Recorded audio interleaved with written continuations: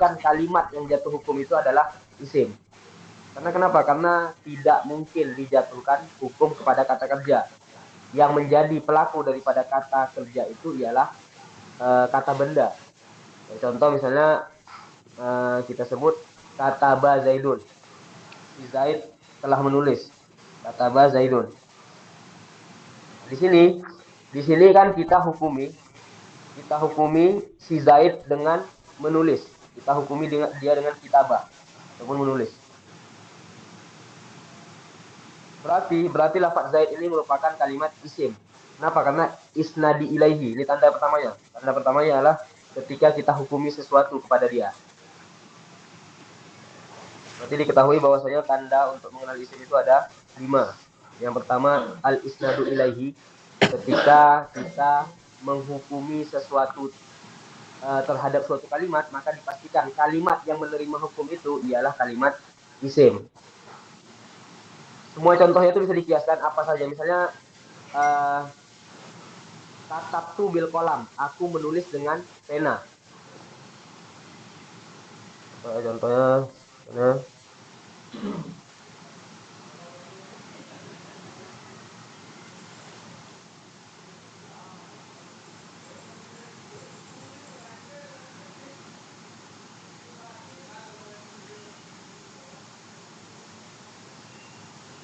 Nah, katabtu bil kolam, aku menulis dengan pena. Ini maknanya adalah aku menulis dengan pena. Katabtu, aku menulis. Nah, berarti kan di sini ada terjadi penyandaran hukum, yaitu dihukumi aku. Orang yang ngomong itu dihukumi dengan menulis. Nah, berarti kalimat yang ada maknanya aku itu, yang dihukumi dengan menulis, itu merupakan kalimat isim. Itulah di kalimat ta sini. Ini ta domir. Nanti isim ada 2, ada isim domir, ada isim domir. Yang pertama kita kenal isim itu apabila kita jatuhi hukum sesuatu terhadapnya, maka itu merupakan tanda sekali, tanda yang paling utama diketahui bahwasanya sebuah kalimat adalah isim ketika kita menghukumi sesuatu kepadanya.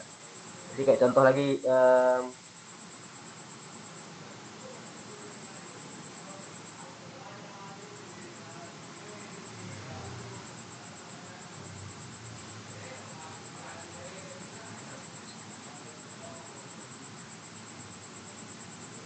Ahmadu Tolibun. Si Ahmad, seorang yang bernama Ahmad itu merupakan seorang pelajar. Berarti ketika kita hukumi si Ahmad di sini merupakan pelajar, maka kalimat Ahmad itu merupakan kalimat isim. Kenapa? Karena dia telah kita hukumi dengan seseorang yang sedang belajar. Nah, di sini ingat bahwa saya tanda pertama isim ialah al-isnadu ilaihi, apabila terjadi penghukuman sesuatu terhadap dia. Apakah hukumnya itu merupakan hukum yang positif ataupun hukum yang negatif. Contoh hukum negatif berarti kita sebut misalnya um, Maja'a Muhammadun.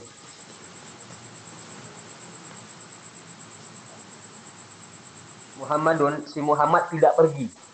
Nah, di sini Muhammad kita pertama hukumi dengan bahwasanya dia itu tidak pergi. Nah, ini kan kita telah menjatuhi hukum yang negatif pada si Ahmad, ataupun hukum salaf ataupun hukum nafi. Ada 3 sinonim katanya.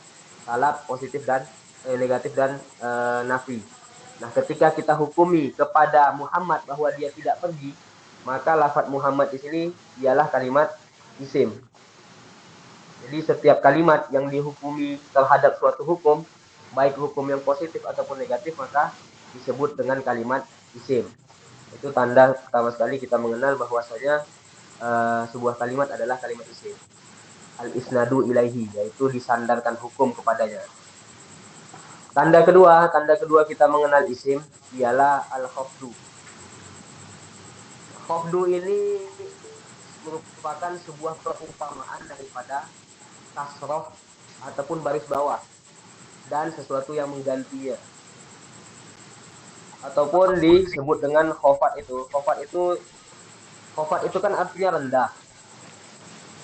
Jadi di dalam i'rab itu khofat ataupun sinonimnya adalah jar. Khofat atau jar. Ini khofat ataupun jar. Ini sinonimnya ya. Nah, itu kalau di i'rab itu disebut dengan mahal. Mahal itu adalah suatu kondisi ataupun suatu keadaan atau disebut dengan kedudukan. Kedudukan ini ditandai dengan beberapa tanda. Ada 3 tandanya. Yang ketiga, kasroh. Ini merupakan tanda asalnya. Kasroh itu tanda asalnya. Asal daripada khofat atau jar pasti kasroh. Yang kedua ada tanda ya. Dan yang ketiga ada tanda fathah. Nanti dibahas satu-satu ini di masalah alamatul i'rab. Ini kita beri gambaran khofat itu apa. Jadi khofat itu di masalah i'rab ialah suatu keadaan ataupun suatu kedudukan suatu kalimat yang bisa ditandai dengan kasroh yang pada asalnya adalah tandanya kasroh, tanda daripada tanda utamanya. Tapi kadang-kadang kasroh ini tidak ada menjadi tanda bagi khofat. Makanya disebut dengan kebiasaan dan asalnya. Tapi bisa saja bukan kasroh tandanya. Intinya khofat di sini ialah khofat ataupun jar itu maknanya sama, ialah suatu kedudukan yang ada pada kalimat i'rab. Ataupun kita gambarkan kayak gini. Khofat itu kan artinya rendah. Rendah. Nah, rendah itu gimana? Kalau orang rendahan misalnya nih. Orang rendahan itu tandanya apa? Kadang-kadang apa? Pakaiannya lusuh misalnya. Pakaian lusuh ataupun mereka tidak memiliki tempat untuk tinggal. Nah, itu kan disebut dengan rendah. Nah, sama juga khofat. Khofat itu merupakan suatu tanda ataupun suatu kedudukan yang ditandai dengan beberapa tanda. Bisa jadi tandanya kasroh, bisa jadi ya, bisa jadi fathah. Jadi khofat di sini adalah suatu kedudukan dalam i'rab. Nah, tanda khofat ini hanya khusus pada isim, tidak ada pada fi'il. Untuk mudahnya tuh bagi pelajar itu pertama sekali itu mengenal bahwasanya khofat ini adalah kasroh.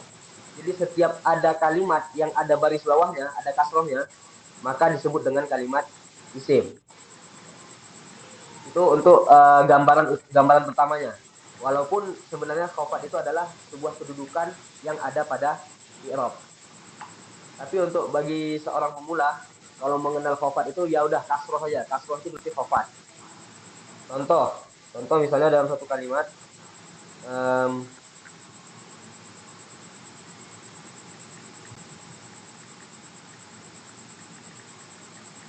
ini ya, misalnya di kalimat ini di dalam kitab.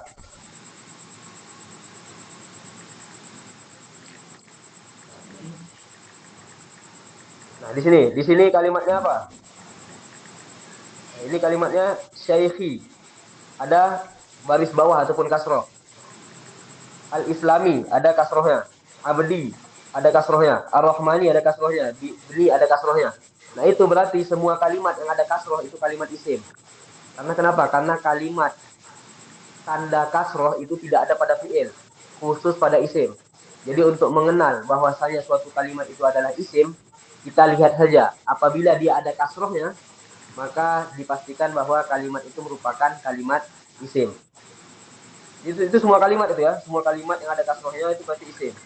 Contohnya lagi di sini. Nah, di sini apa nih? Al-minnati. Berarti minnati di kasroh, berarti isim. Lafad syarofi kasroh berarti isim. Al-hasani kasroh berarti isim. Ibni kasroh berarti isim. Intinya setiap kalimat yang memiliki baris bawah ataupun kasroh maka kalimat tersebut ialah kalimat isim. Karena itu merupakan tanda yang membedakan antara dia dengan fi'il. Itu yang kedua daripada tanda alamatul isim.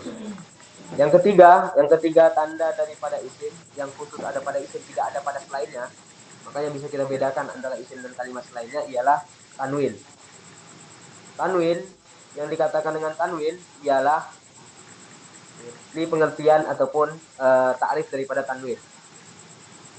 Tanwin itu ialah nun nun zaidatun yang lebih sakinatun kemudian dia sukun, tidak berharakat, tidak ada berbaris.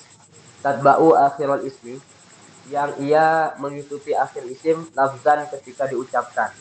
Wa tufariquhu khotton, dan ketika ditulis itu nggak ditulis. Jadi dalam tulisan tanwin itu tidak ditulis. Atau kita sebut dengan baris dua. Nah, di sini tanwin itu dalam suatu kalimat, ketika kalimat memiliki tanwin, maka sudah pasti bahwa kalimat itu merupakan kalimat isim. Kenapa? Karena tanwin hanya ada pada isim, tidak ada pada selainnya. Contoh, contohnya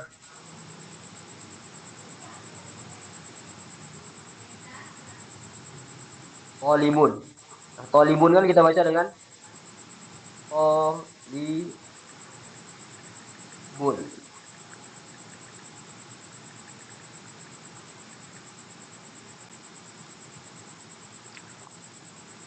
Ini tolimun, ini tanwin namanya. Tolimun ini ketika ditulis, khotun. Ini ketika diucapkan.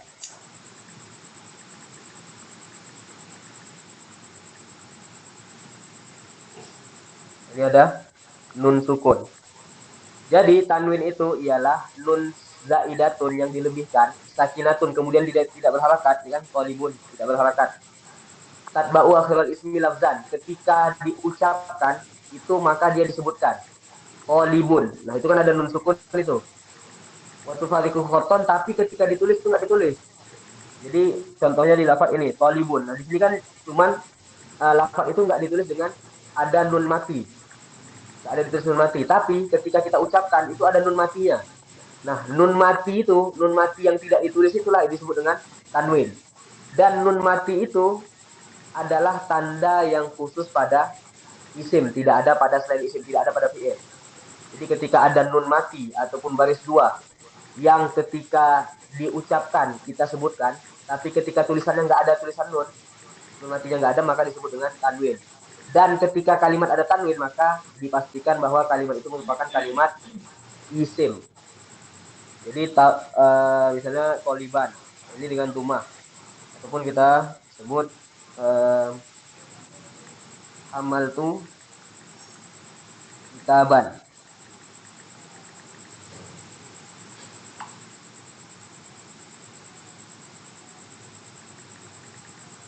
Kitaban di sini kan ini ada tanwinnya. Ini ada tanwin kan? Maka ini kitaban itu merupakan kalimat isim karena dia memiliki tanwin. Sekali lagi pengertian tanwin ialah kitaban itu kan disebut kalau kita ucapkan maka kita baca dengan kitaban. Ada tanwinnya. Ada nun sukun ketika diucapkan. Kitaban.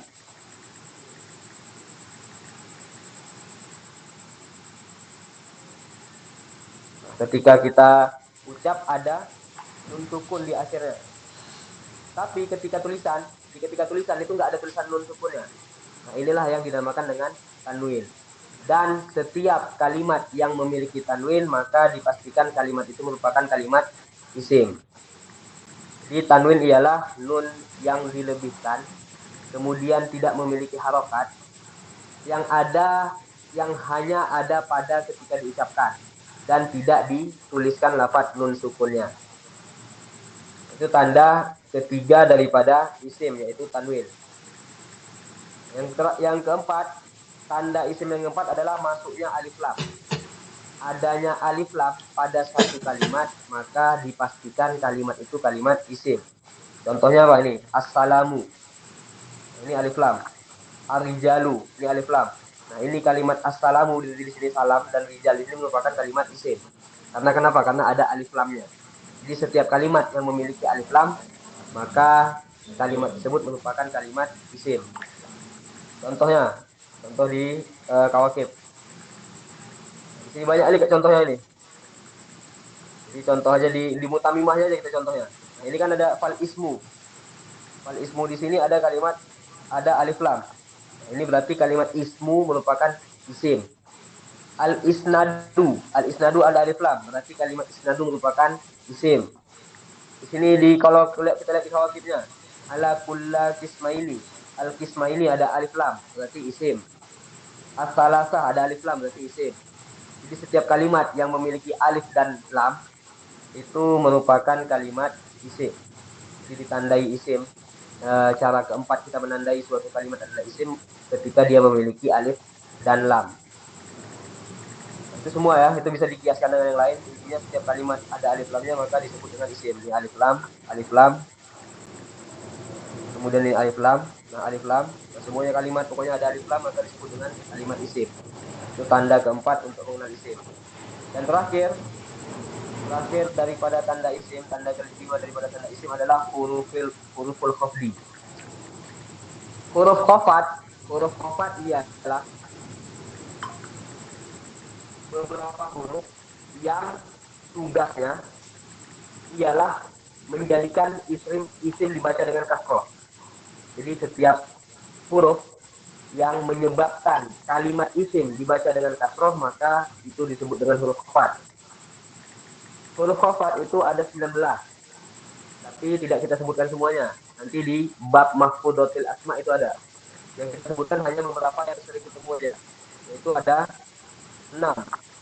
Lafaz ba, min, ila, an, ala, dan fi. Nah, itu setiap huruf ini ada 6 ini itu merupakan namanya huruf khafat.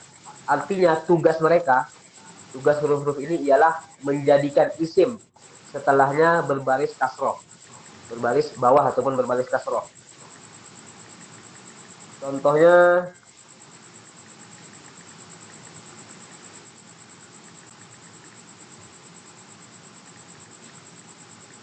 ini nggak ada barisnya, nggak ada baris ya. Ini contohnya. Tadi apa? Ba, min, ila, an. Nah, di sini ada an nih. Nah, ini kan kalimat an. Berarti kalau ada kalimat an, lihat akhir kalimat setelahnya itu waladihi dengan kasroh kan?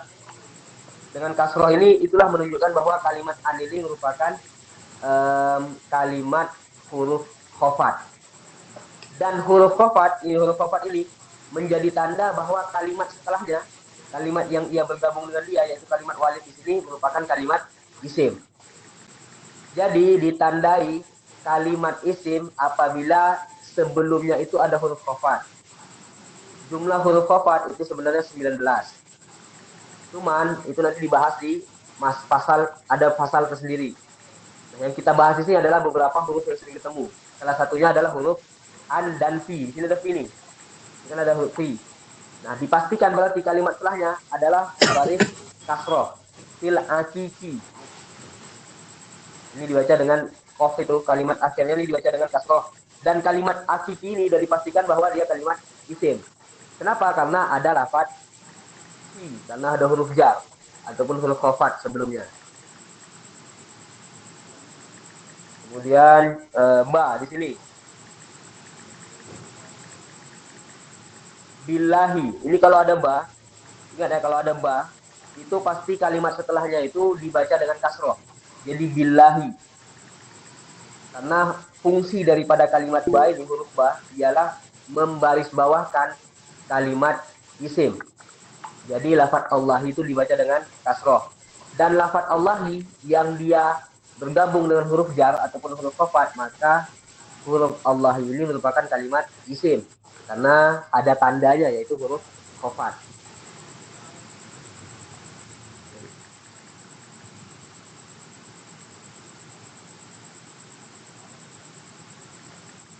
Oke. Tadi apa lagi? An, min, ila, fi, an, ala. Itu semuanya itu disebut dengan huruf jar ataupun disebut dengan huruf khafat yang maknanya ialah huruf-huruf yang menjadikan kalimat setelahnya berbaris bawah ataupun berbaris kasroh. Kemudian huruf itu bergabung dengan kalimat yang ada setelahnya dan kalimat setelahnya itu pasti adalah kalimat isim. Kenapa? Karena dia merupakan tanda yang khusus pada isim. Contohnya lagi seperti kita baca sehari-hari itu, Bismillah. Nah, itu lafaz bismi itu kenapa kita nggak baca dengan bisma ataupun bismu. Kenapa dengan kasroh lafat mimnya? Di sini mimnya kasroh karena dia ada huruf jarnya, ada huruf kofatnya, itu lafat huruf ba-nya. Nah, huruf ba inilah yang menjadikan kalimat setelahnya yaitu lafat ismi menjadi berbaris kasroh. Kemudian lafat ismi ini udah dipastikan merupakan kalimat isim. Kenapa? Karena bergabung dengan huruf kofat ataupun huruf jar.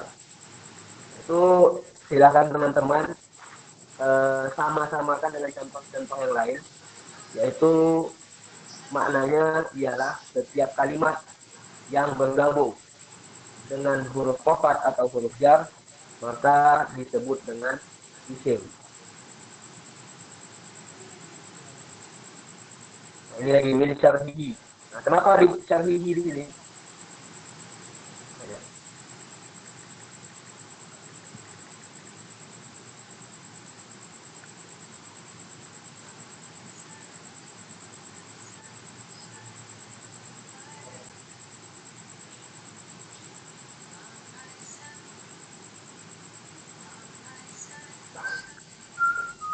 Nah, ya.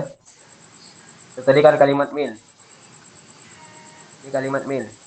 Nah, berarti kalimat setelahnya itu merupakan kalimat isim. Ini lafaz syarhi merupakan kalimat isim. Karena kenapa? Karena ada tandanya yaitu lafaz min. Tanda kalimat isim adalah huruf qafat. Kemudian lafaz syarhi itu wajib dibaca dengan kasroh baris akhirnya. Jadi syarhi. Nggak boleh syarha ataupun syarhu. Karena ada kalimat min yang menjadikan isim berbaris bawah. Bilhamdalati. Ini kalimat ba ini huruf jar, huruf qafat. Alhamdalati itu berarti kalimat yang masuk huruf jar dan kalimat tersebut udah pasti isim karena khofat itu tanda isim dan lafaz hamdalati ujungnya itu wajib dibaca dengan kasroh. Nah, itu berarti 5 tanda pada isim. Jadi kesimpulannya kalimat isim ialah kalimat yang menunjukkan makna pada dirinya tapi tidak menyertai dengan zaman atau disebut dengan kata benda. Kalimat isim dapat kita ketahui dengan beberapa tanda yang ada pada dia. Itu ada 5 tanda. Sebenarnya itu ada 30 tanda. Cuman yang paling sering ada yaitu 5 tanda ini. Yang pertama itu al-isnadu ilahi ketika dia dihukumi dengan sesuatu pekerjaan. Apakah misalnya koma zaidun zaid berarti zaid ini dari hukum yang berdiri berarti kalimat zaid adalah kalimat isim. Karena kenapa? Karena dia dihukumi dengan suatu pekerjaan. Yang kedua khofat. Khofat itu kasroh. Jadi setiap uh, kalimat yang ada kasrohnya, yang ada baris bawah maka kami sebut dengan kalimat isim. Yang ketiga tanwin. Ketika kalimat memiliki bab dua ataupun memiliki nun sukun yang diucapkan saja ada. Ketika ditulis nggak ditulis. Contohnya lafaz polibatun. Kemudian mujtahidun ataupun disebut dengan baris dua. Nah, itu setiap kalimat yang memiliki tanwin maka disebut dengan kalimat isim. Yang keempat ialah memiliki alif lam. Masuk alif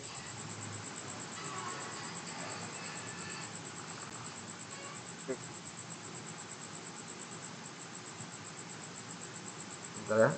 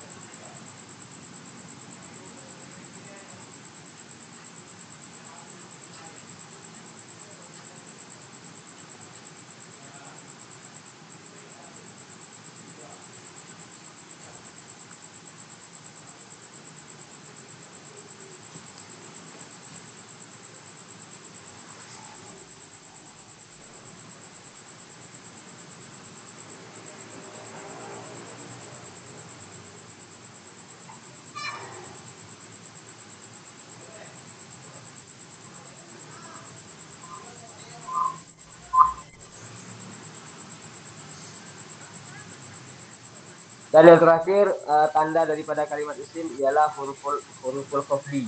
Artinya setiap kalimat yang terdahulu sebelumnya ialah huruf-huruf yang bertugas sebagai membarisbawahkan isim, maka huruf tersebut kalimat tersebut dikira dengan kalimat isim.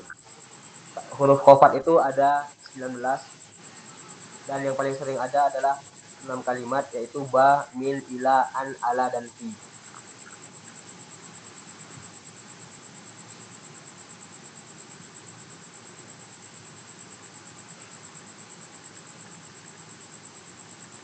Kemudian selanjutnya, selesai kita membahas tanda daripada kalimat isim. Selanjutnya ialah tanda daripada kalimat fi'il. Jadi sebelumnya kalimat itu ada 3, isim, fi'il, dan huruf. Tanda isim telah kita sebutkan ada 5, yaitu isnadu ilahi ketika dia dihukumi sesuatu. Yang kedua itu khofat ataupun kasroh. Yang ketiga tanwin. Yang keempat huruf khofat. Dan yang kelima adalah alif lam. Ketika ada alif lam, maka dipastikan kalimat itu merupakan kalimat isim. Jadi semua tanda 5 ini menjadi tanda yang khusus pada kalimat isim, tidak ada pada selainnya. Yang kedua, kita masuk pada tanda-tanda fi'il. Artinya ketika didapatkan salah satu daripada tanda ini, dipastikan kalimat itu merupakan kalimat fi'il, bukan isim dan bukan huruf. Yaitu wal fi'lu yu'rafu biqad. Dan adapun fi'il ataupun bermula fi'il yu'rafu itu dikenal, diketahui biqad dengan adanya qad. Ada lafaz qad itu diketahui kalimat setelahnya adalah kalimat fi'il. Yang pertama, tanda pertama. Yang kedua wasili dan ada huruf sin. Wasaufa dan ada huruf saufa. Wata'id ta'nis sakinah dan ada ta'nis yang sukun. Wahwa salah satu anwa dan fi'il itu ada 3. Itu pembahasan selanjutnya. Berarti tanda fi'il ada 3. Ada 4. Ada qad, huruf qad, ada huruf sin, ada huruf saufa dan ada ta'nis yang sukun. Ta'nis artinya perempuan. Ketika ada ta'nis ini, ta'nis yang sukun menunjukkan pelaku daripada makna yang dikandung oleh kata kerja itu ialah perempuan.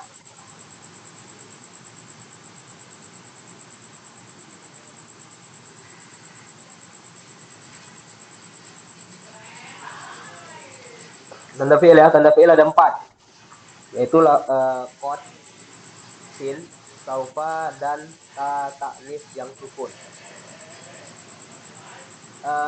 Lafaz qad itu yang sesuatu huruf yang bisa masuk pada fi'il madi dan ada pada fi'il mudhari. Sin itu khusus pada fi'il mudhari, saufa itu khusus pada fi'il mudhari, dan ta'nis yang sukun hanya ada pada fi'il madi. Contoh, di sini lafaz qad kita bahas ya. Lafaz qad ini contohnya di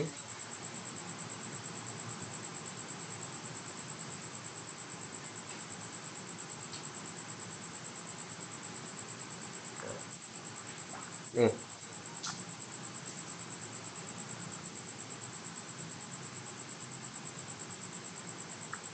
Di sini untuk teman-teman bisa lihat ada lafaz qad di sini ya. Ini ada lafaz qad. Kalau ada huruf qad, berarti kalimat setelahnya yaitu lafaz koma di sini itu merupakan kalimat fi'il. Kenapa? Karena lafaz qad di sini menunjukkan kalimat setelahnya ialah kalimat fi'il karena tanda khususnya adalah adanya qad. Karena lafaz qad ini nggak bisa di isim karena isim punya tanda khusus sendiri. Nah, kalau fi'il dia punya juga. Yang pertama itu adalah qad. Berarti lafaz komat merupakan kalimat fi'il.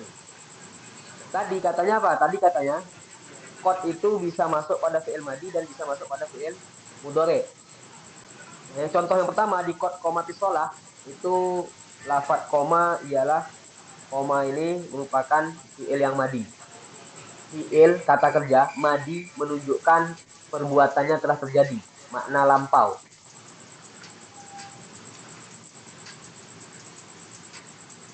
Yang kedua nah di sini dia bisa juga ada pada fi'il yang mudhari. Qad ya'lamullah.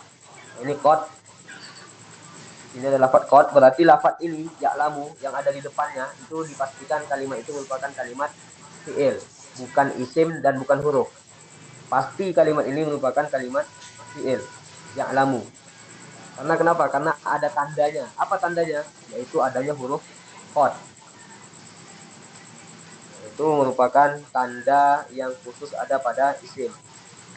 Untuk faedah tambahan aja, di sini artinya itu, ini perlu dicatat sebenarnya. Katanya qad itu merupakan tanda yang dia bisa masuk pada fi'il madi dan pada fi'il mudhari. Nanti di fi'il madi itu ada dua makna dia. Yang pertama itu katanya maknanya adalah untuk menunjukkan kejadian yang hampir terjadi. Yang kedua menunjukkan lafaz tahqiq, pasti ataupun penegasan. Dan juga dia bisa masuk pada fi'il mudhari, watarutan alal mudhari itu untuk berfaedah penegasan dan juga untuk menunjukkan taklil, sedikitnya perbuatannya terjadi. Itu daripada lafaz qad. Intinya ketika teman-teman bertemu di sebuah Al-Qur'an kah ketika dibaca pokoknya bahasa Arab yang ada huruf qadnya, nah itu pasti kalimat setelahnya itu merupakan kalimat fi'il. Yang kedua adanya lafaz sin. Sin di sini contohnya kalimat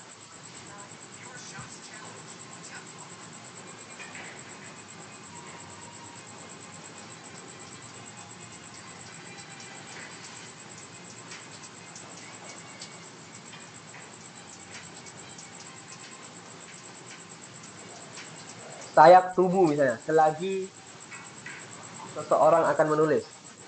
Nah, ini kalimatnya ini adanya sin. Sinnya kayak gini bentuknya nanti ya. Sinnya itu menunjukkan kalimat yang ada setelahnya merupakan kalimat fi'il. Ini sin dan saufa itu maknanya sama ya. Kalau bahasa Indonesianya berarti nanti ataupun akan. Nah, di sini contohnya tuh.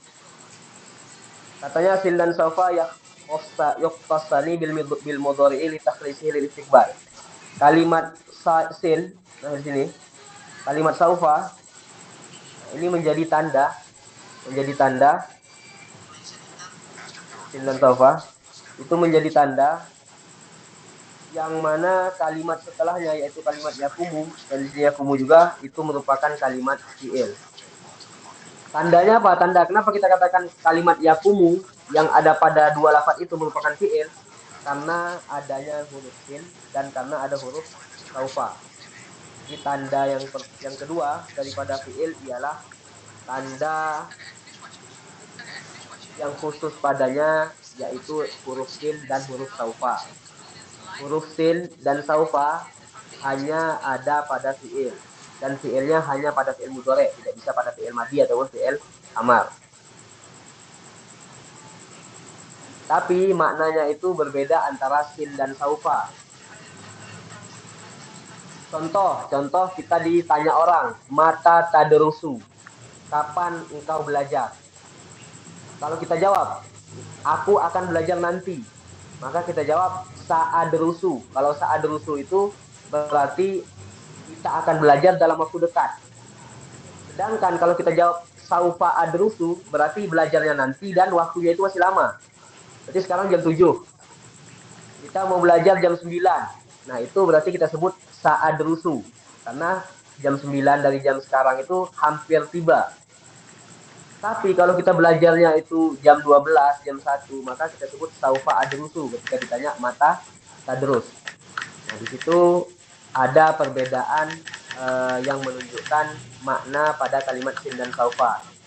Jadi kalimat sin dan saufa itu sebenarnya ialah tanda yang khusus pada fi'il. Tapi maknanya itu berbeda dengan sebab perbedaan jumlah hurufnya. Makanya disebut ada kaidah di sini, kaidah di apa? Di kitab kawakib itu. Ya, kalau punya kawakib silakan teman-teman tandain aja tuh. Di anna kasrotal hurufi tadullu ala ziyadatil makna. Karena banyak huruf itu menunjukkan kepada banyaknya makna. Contoh ketika kita disebut mata taktubu, kapan engkau menulis? Kita ditanya kan. Nah, kalau kita ini kan jam sekarang jam berapa? Jam jam 8 WIB, jam 8 WIB, jam 8 malam. Nah, kalau ditanya mata taktubu, kapan engkau menulis?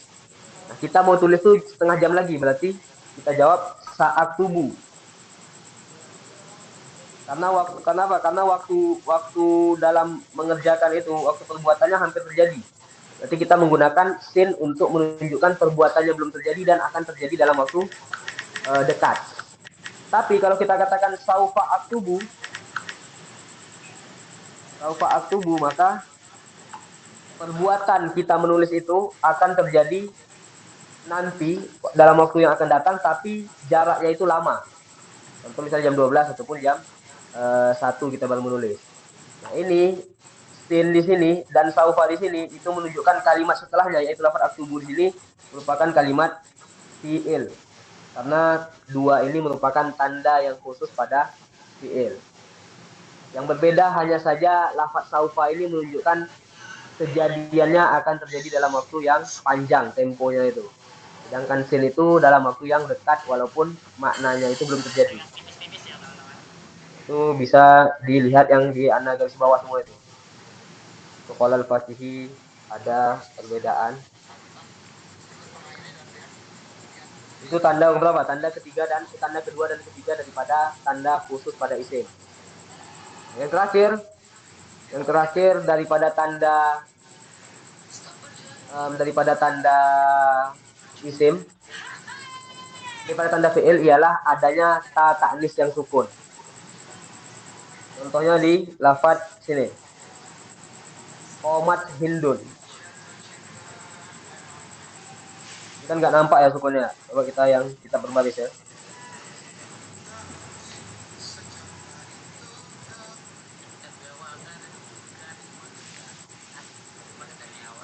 Nah, di sini.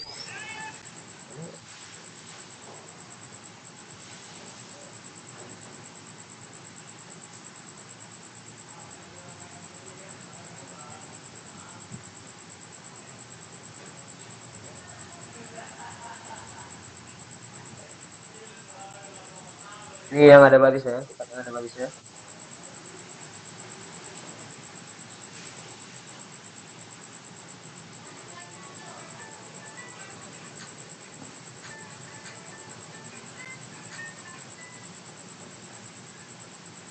Nah, di sini. Belum bisa lihat di lafaz ta ta'nis yang sakin. Di sini. Di sini ada kalimat Qomat Hindun. Hindun ini nama perempuan. Qomat itu fi'il. Kenapa kita katakan qomat fi'il? Qoma itu fi'il karena ada lafaz ta ta'nis yang sukun. Maksud daripada ta ta'nis yang sukun yaitu ta'nis itu artinya perempuan. Berarti ada lafaz ta, kemudian dia sukun, nggak memiliki baris. Ini contohnya di sini. Yang menunjukkan pelaku daripada perbuatannya ialah perempuan. Qomat Hindun berarti si Hindun berdiri. Telah berdiri Hindun. Nah, Hindun ini perempuan, berarti pelaku daripada perbuatan koma, yaitu berdiri adalah perempuan. Nah, itu ditandai. Kenapa kita sebut Hindun ini perempuan? Karena ada tandanya. Apa tandanya? Ta ta'nis yang sukun. Hindun. Nah, adapun Hindun sendiri maka disebut dengan kalimat isim. Kenapa isim? Pertama, karena kita hukumi dia dengan berdiri. Yang kedua, dia memiliki tanwin.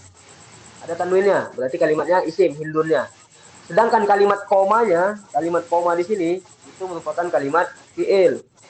Kenapa fi'il? Karena ada ta ta'nisnya. Karena ada ta ta'nis yang sukun. Jadi, tanda isim yang terakhir, yang keempat ialah ta ta'nis yang sukun.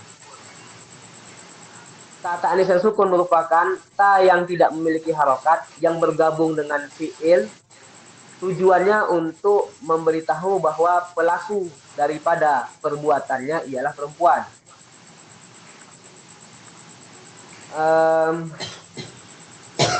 Sedangkan nanti yang pelakunya berarti kan kita hukumi dengan perbuatan. Nah, pelaku itu yang disebut dengan kalimat isim. Sedangkan yang bergabung dengan ta'anis yang sukun merupakan kalimat fi'il. Nah, di sini ingat ya, kalimatnya itu ta ta'nis yang sakinah, yang sukun, yang nggak ada harokatnya. Kalau ta tersebut ada harokat, berarti kalimatnya isim, bukan kalimat fi'il. Makanya disebut dengan ta ta'nis yang sukun. Contohnya apa?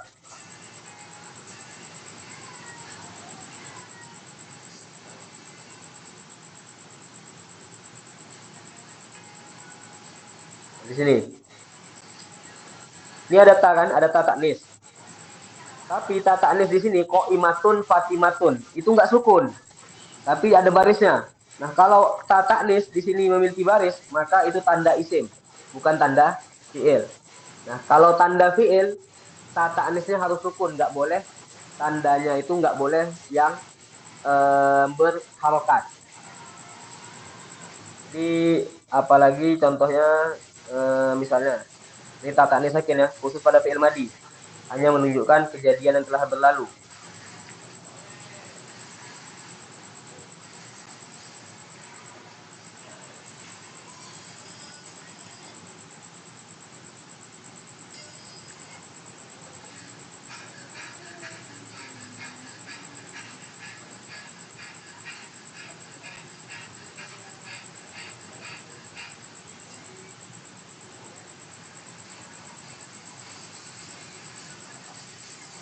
Qolat Fatimatu.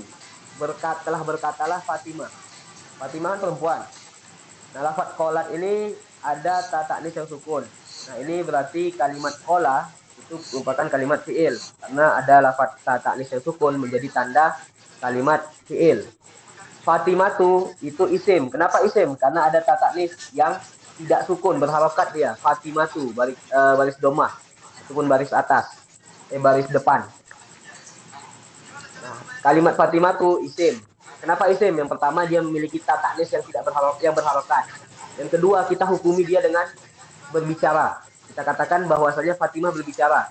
Nah, berarti Fatimah ini merupakan kalimat isim karena dihukumi perbuatan kepada dia. Adapun kalimat yang bergabung dengan ta ta'nis sukunnya itu merupakan kalimat fiil. Jadi setiap kalimat yang ada ta ta'nis yang sukun itu kalimat fiil.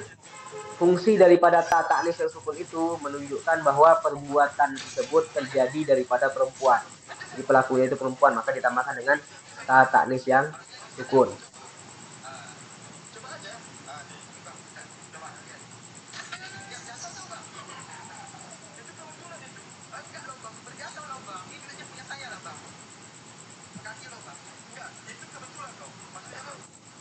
Berarti kesimpulannya tanda fiil itu ada 4. Ada 4 kod, sin, sofa, dan ta ta'nis yang sukun. Tiga tanda kod, sin, saufa itu berada pada awalnya, pada awal fiil. Sedangkan tanda terakhir yaitu ta ta'nis yang sukun ada pada akhir daripada fiil. Contohnya itu kod di sini. Contohnya kayak tadi juga sama, ini kod di sini. Nah, di sini ada kod, berarti di sini kan di awalnya. Kod itu di awal isim, di awal fiil. Berarti kalimat ya'lamu itu fiil. Kod di sini sodakta itu berarti fiil. Apalagi? Kod di sini kod koma tisolah berarti koma ini fiil. Kod yasduku berarti yasduku ini fiil.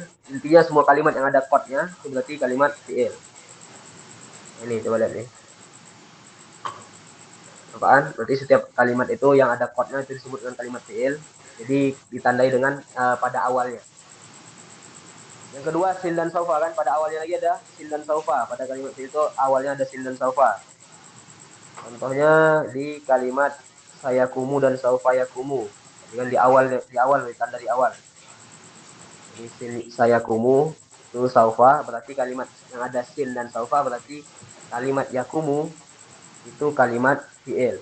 Yakumu fiil berarti lafaz juga di depannya. Saufa yakumu di sini fiil juga. Jadi yang beda itu hanya dari segi maknanya. Dari sin itu menunjukkan makna, saufa itu menunjukkan makna yang lebih lama lagi. Dan satu lagi kalimat yang baru kita jelaskan yaitu kalimat ta ta'nis yang sukun. Ta ta'nis yang sukun itu ada pada akhir kalimat fiil, ditandai pada akhir kalimat fiil yang menunjukkan kalimat yang bergabung dengan ta ta'nis tersebut merupakan kalimat fiil, ditandai di akhir kalimatnya. Terakhir sebelum kita menutupi, fiil itu ada 3. Fiil itu ada 3, fiil madi, fiil mudhari, dan fiil amar. Nanti tandanya itu di pertemuan selanjutnya, tanda fi'il madi apa, tanda fi'il amal apa, dan tanda fi'il mudhari itu apa. Cuman kita bagikan dulu fi'il itu ada 3, yaitu fi'il madi. Berarti maknanya ialah fi'il madi merupakan kalimat yang menunjukkan perbuatan dan menunjukkan kepada zaman yang telah lewat, waktu yang telah berlalu. Fi'il amar itu kata, berarti fi'il madi kata kerja lampau. Fi'il amar kata kerja perintah. Berdirilah, tulislah, pukullah, makanlah. Nah, itu semua itu kalimat yang menunjukkan perintah. Itu nama bahasa Arabnya fi'il amar. Dan fi'il amar itu setiap kalimat fi'il ya, setiap kalimat fi'il itu harus memiliki waktu. Fi'il amar menunjukkan waktu yang akan datang. Karena kenapa? Karena perintah untuk melakukan sesuatu berarti perbuatannya belum terjadi. Makanya fi'il amar itu menunjukkan waktu yang telah datang. Waktu akan datang.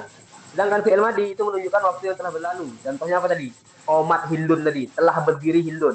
Berarti perbuatan berdiri telah berlalu, telah lewat. Kemudian apa lagi?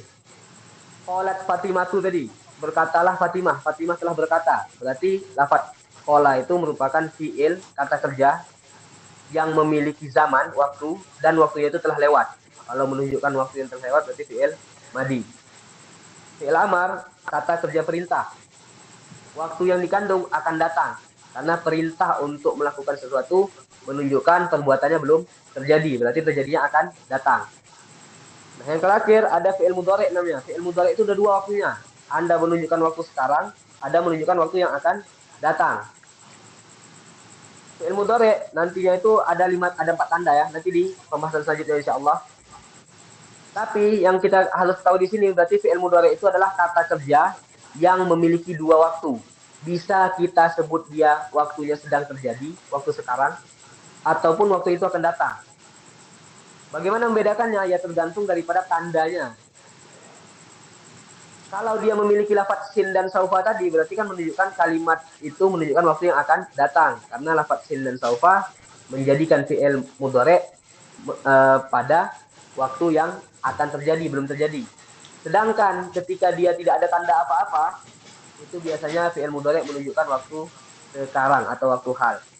Contohnya, misalnya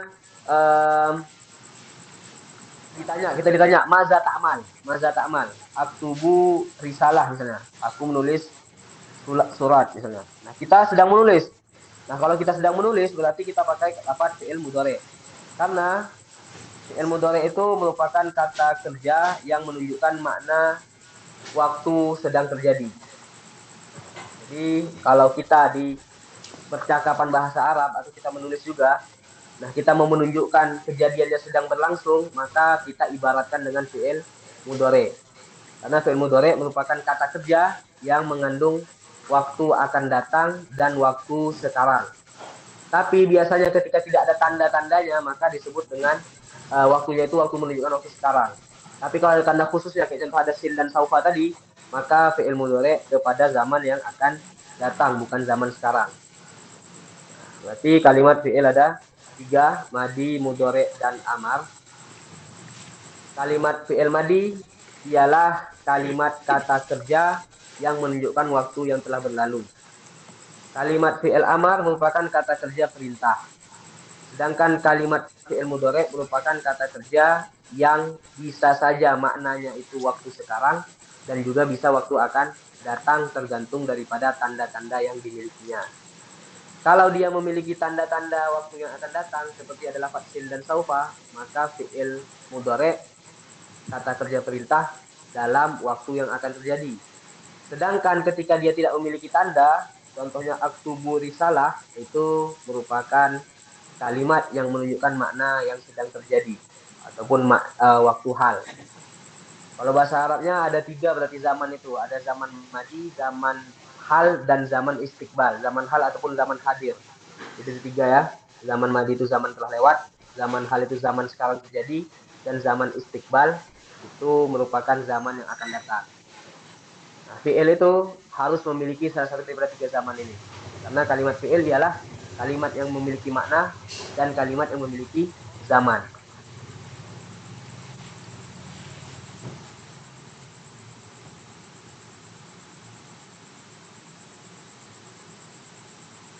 Jadi di matanya berarti kita berhenti di sini. Wahwa salah satu anwa. Nah, ini insya Allah di pertemuan yang akan datang. Wahwa salah satu anwa. Ini selanjutnya pertemuannya wahwa salah satu anwa. Jadi kita kesimpulan pelajaran hari ini yaitu kita mengenal tanda isim dan tanda fi'il. Tanda isim ada 5. Yang pertama isnadu ilaihi, ketika kita hukumi dia sesuatu. Yang kedua khofat, adanya baris bawah atau kasroh. Yang ketiga ketika memiliki tanwin, yaitu baris 2. Dan yang keempat apabila ada alif lam. Serta yang terakhir apabila ada huruf-huruf khofat ataupun huruf-huruf yang tugasnya menjadikan isim setelahnya berbaris bawah. Itu 5 tanda yang khusus pada isim.